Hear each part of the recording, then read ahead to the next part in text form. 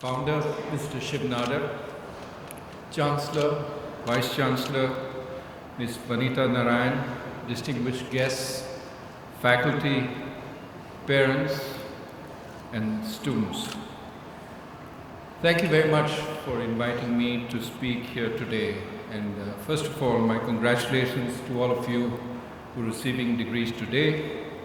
And of course, congratulations to the teachers, family and friends who have invested so much in you and supported you and brought you to this day. Now, I know you're eager to get your degrees, but unfortunately, you first have to hear out my speech.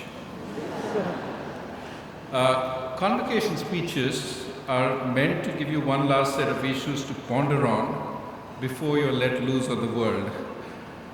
Following such a fantastic speech as Ms. Narayan's, I'll add one more life lesson to hers, which is play to your strengths. So rather than speaking about management lessons, which I think she's done a wonderful job, I will talk about two issues. First, an economic point deriving from my training as an economist, and then a point about private universities deriving from my work at one for over 20 years. I embark on this talk comforted by the knowledge that the bar for convocation speeches is low. As Ms. Narayan said, most people don't attend their convocation.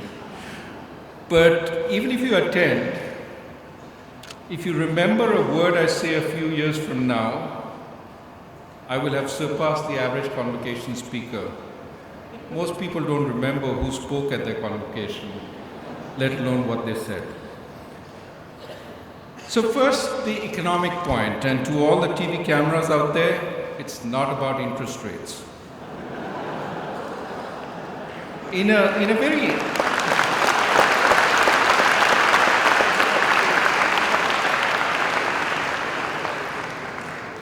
a very interesting recent book, Harvard philosopher Michael Sandel points to the range of things that money can buy in modern society.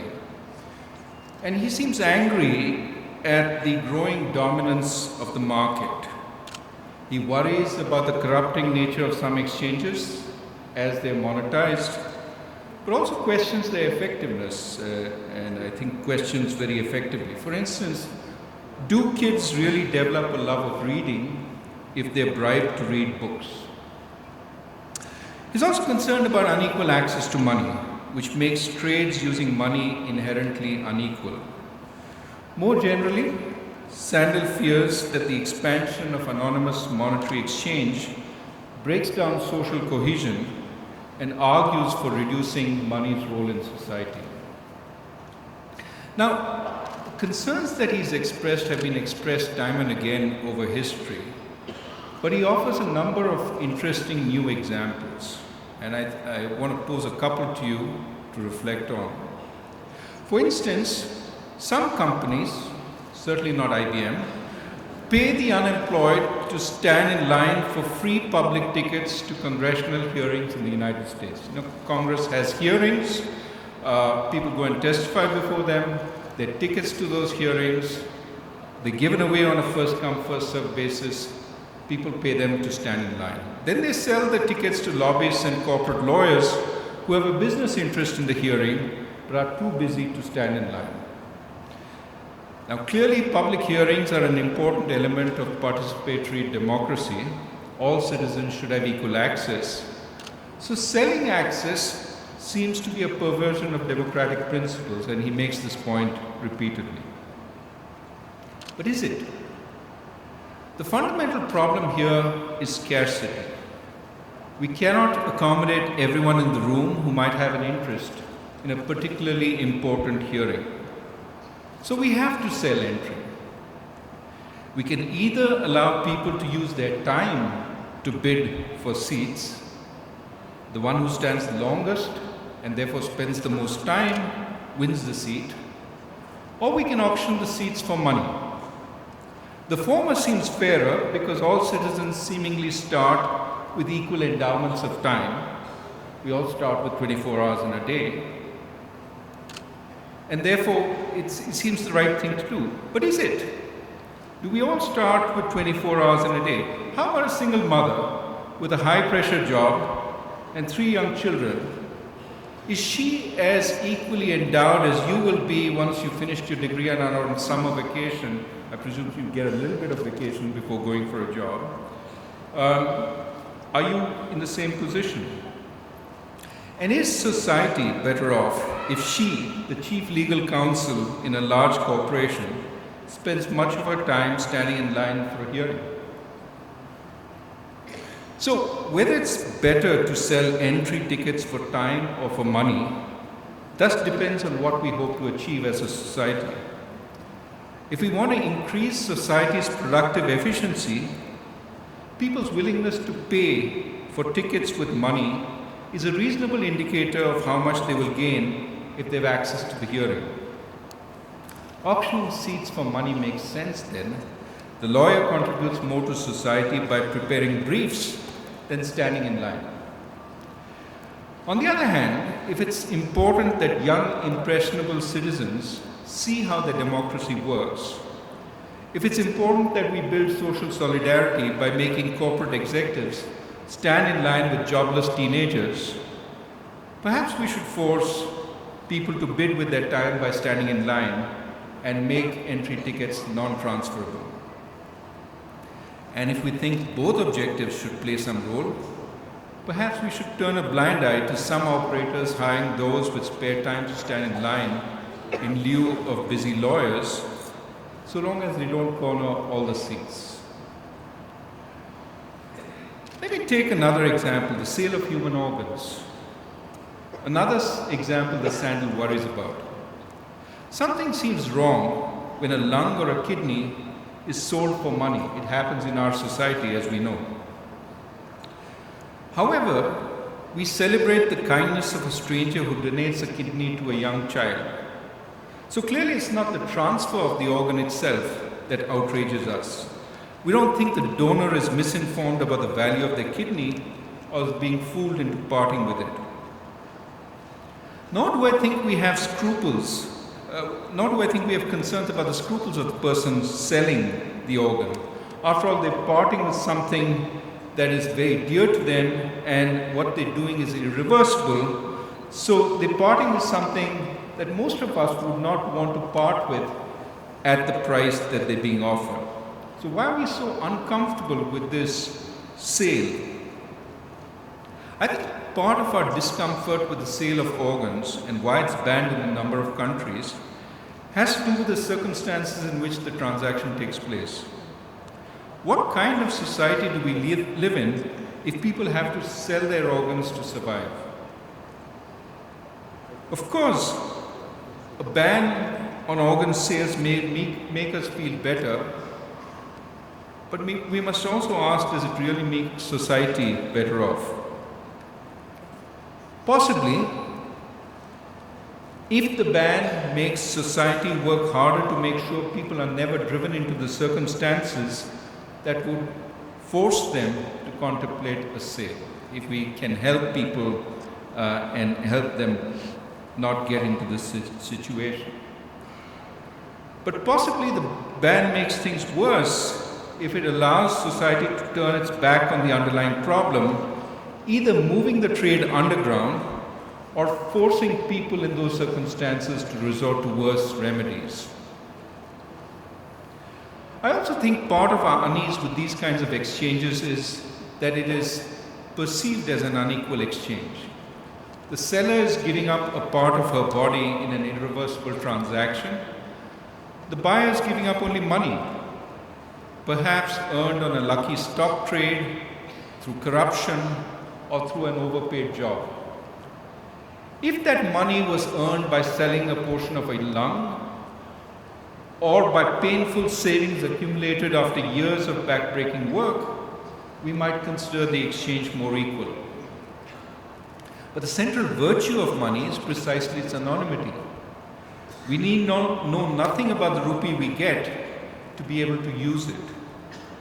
But because money's anonymity obscures its provenance, it may be socially less acceptable as a medium of exchange for some objects. So, the broader point I'm trying to make is we need to think about these things. But we shouldn't move too quickly, as Professor Sandel does, to prescribe a ban on such transactions. When the real concern seems to be not so much about the transaction being done for money, but about where money came from, about the distribution of money. There are many virtues to the anonymity associated with money that Sandel complains about. In a free market, all it takes to buy what you want is money. You don't need a pedigree, you don't need a great family history, you don't need the right table manners or the right fashionable clothing. You just walk into a shop, put up your money and buy what you want. It's because money has no odor, because it's the great equalizer, that so many people across history have been able to acquire resources and invest them to make the world that we live in. Indeed, in our own country, making it easy for Dalits to start businesses may do much more for their social status, as Devesh Kapoor from the University of Pennsylvania suggests, because money empowers them much more than many other forms of affirmative action. So rather than prohibiting the use of money and wealth, perhaps it's better to think about increasing society's tolerance for its use. So I'm going to derive some lessons from this, but before I talk about what you can take away, let me caution you about questioning everything, including my interpretation of Sandel, because only with questioning comes clarity. But then, if you accept my interpretation, let me suggest there's a strong link between society's support for free markets, for monetary exchange, and the fairness with which wealth and opportunity is distributed among the population. Societies that are fairly equal, where opportunity is well distributed, tend to be better at supporting free markets. Unfortunately, in our times, inequality between countries is diminishing, that's a good part, but inequality within countries is increasing. Today, even well-run market economies seem to be favoring those who already have plenty. In part, this is because skills and capabilities have become much more important in the well-paid jobs that we heard about, and those born in good circumstances have a much better chance at acquiring those jobs. The winner-take-all nature of many occupations, where a few of the most capable take most of the income. Think about making apps for the cell phone. Think about architecture. Think about acting. In all these professions, it's not the average worker who gets a lot of money. It's people who are winners in this. And there are many professions which are becoming winner-take-all professions. And winner-take-all professions accentuate the value of the kind of education that you have, the benefit, therefore, of having early childhood preparation, the schools that you went to, the benefit of being born to the right parents, the benefit of being born in the right community.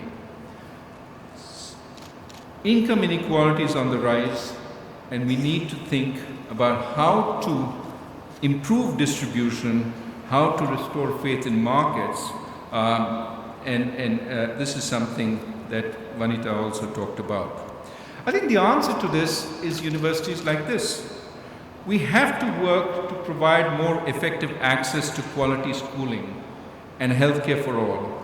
We have to create a non-discriminating job market with many jobs, equal opportunities for further advancement, regardless of gender, race, or background. All this will increase the perceived legitimacy of wealth and society's willingness to broaden the areas where it can be spent. Thoughtful philanthropy, as reflected in the founding of the school, can further enhance society's acceptance of great wealth. As you embark on careers that are likely to be very successful, I think the way you create and earn wealth and the way you spend will also help strengthen, if done in the right way, will help strengthen tolerance for markets and opportunity in this country. Moreover, if you do it in the right way, not only will your work be more enjoyable, but you'll strengthen the economic freedoms that we take for granted. So that's my economic point. Let me briefly give you my point about private education, and then I'll conclude. So just a little way away from your degree. Point about private education is drawing on this economic point. Private education across the world is getting expensive, especially in high-quality research universities. And it's getting more and more expensive because the critical resource, which is all these brilliant professors who teach you, are in extremely short supply. So two solutions have been proposed to this problem. One is technology.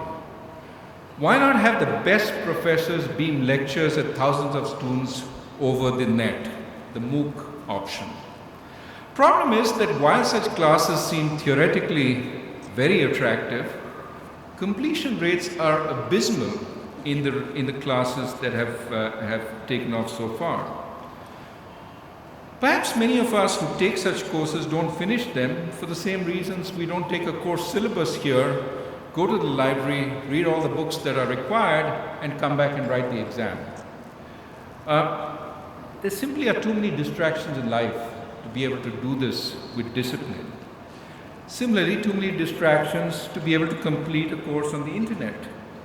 Online courses still need to figure out not just how to get student commitment, but also to provide the learning support that a university community and environment offers. The second possibility, which is we have high-priced research professors teaching you, let's dispense with research and have teachers that do not do research. Now, this seems sacrilege here because the Vice Chancellor, Chancellor all talked about the importance of research. But why do we need teachers who have PhDs? Because there are so many teachers who have masters, etc., who could be used to teach our students. Why don't we go there?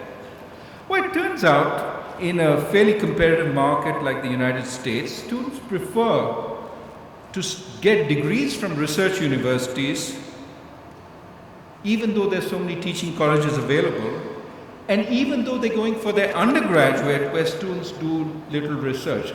That's unlike Shiv Nadar University where you have your OUR program.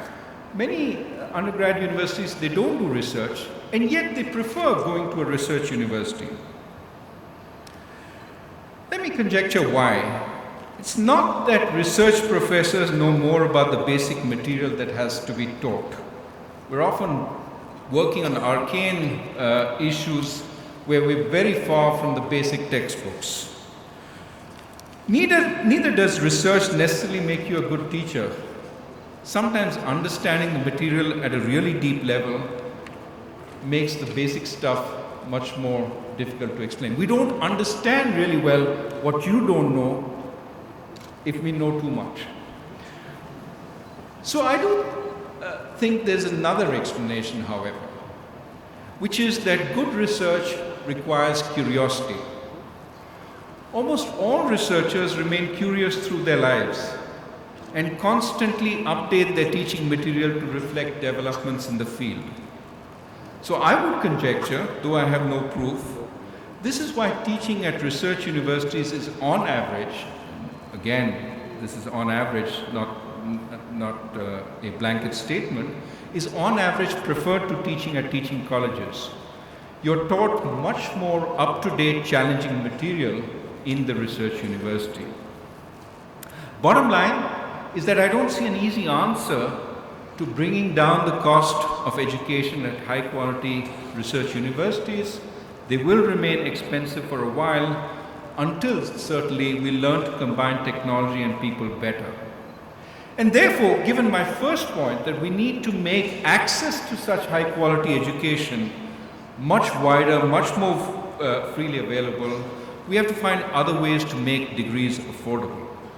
Now, one part which I look after in this country at a broad level is student loans. But we have to be careful that student loans are repaid in full by those who have the means, while at the same time the student loans are forgiving to those who fall on bad times or those who take low-paying public service jobs. We have to have a more contingent student loan scheme. We certainly, along with the government, are working on that.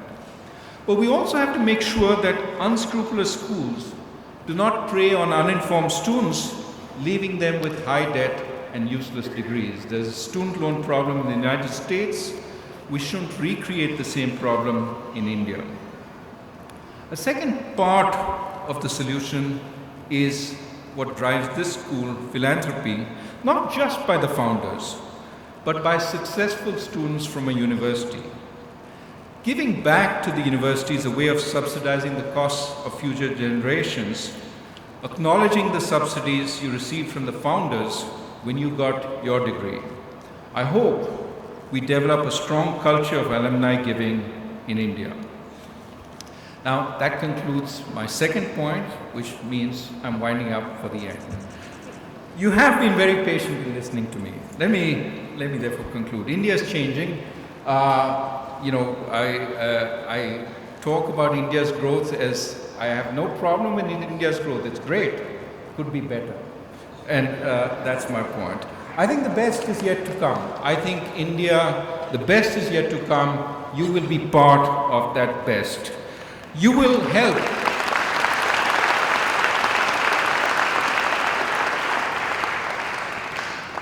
You will help shape our country and also the world, as well as your place in it.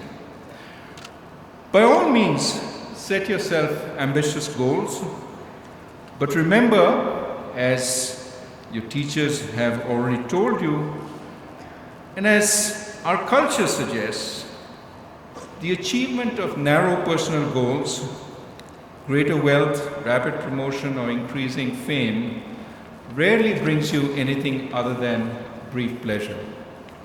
I don't claim to know the secret of happiness, but this seems obvious.